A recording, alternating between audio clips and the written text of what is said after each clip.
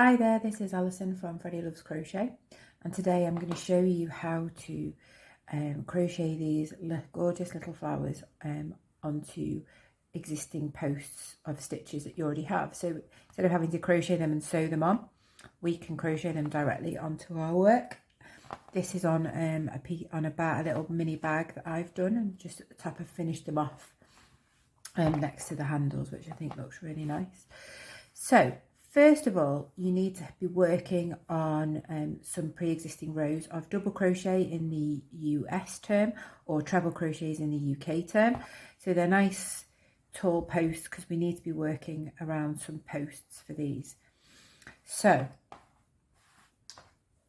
here I've got some, I generally use US terms, so these are double crochets, and a reminder that that's a treble in the UK. And we need two posts together. So I'm going to choose these two posts here. So this one and this one. Now you need to remember that when you're right-handed, you crochet from the right across to the left. Therefore that becomes post number 1. That becomes post number 2.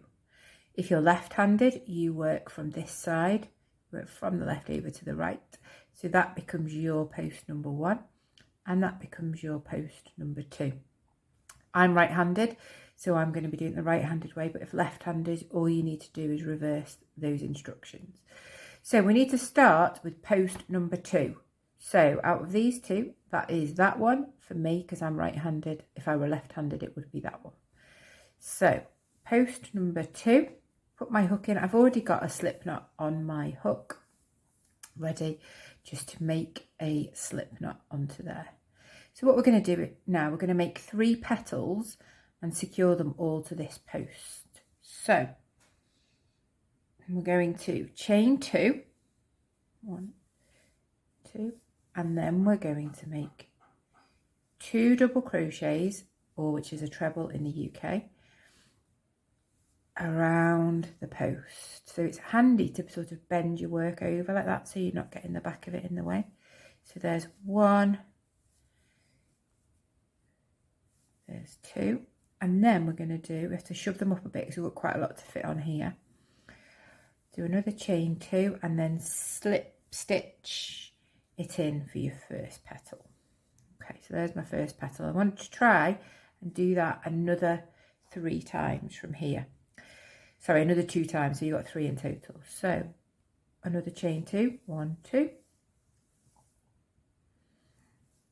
and then a double crochet, which is a treble in the UK, yarn over, there we go, and another one, and finish off this petal with another chain 2, and back around, all around that same post.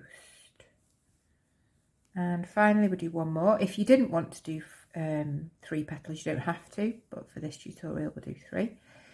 Chain 2 and then 2 doubles,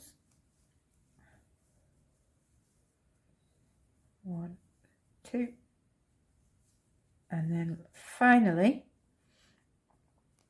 a slip stitch, secure that chain into there. So if we pull that to the side, we've got, you can see we've kind of got, without losing my stitch there, we've got half a flower on that side. So if you're right-handed, it should be like that. If you're left-handed, it would look more like on that side. So here we are. I am right-handed, so I now need to find the number 1 post, which is the one, the other side that we identified earlier. So in order to fit that, or to get to that, we need, if you're right-handed, you want to turn clockwise like that. If you were left-handed, you would want to turn anti-clockwise. So I'm now here, I'm going to work from the bottom up there, making sure that this doesn't, where is my yarn? Making sure that that comes round with you and isn't caught up on the petals. Okay, so we've now got the flower here to the bottom. We're going to work on our next. We do exactly the same again. So start off with a slip stitch in the bottom of that post, then chain 2, 1, 2, 2 doubles,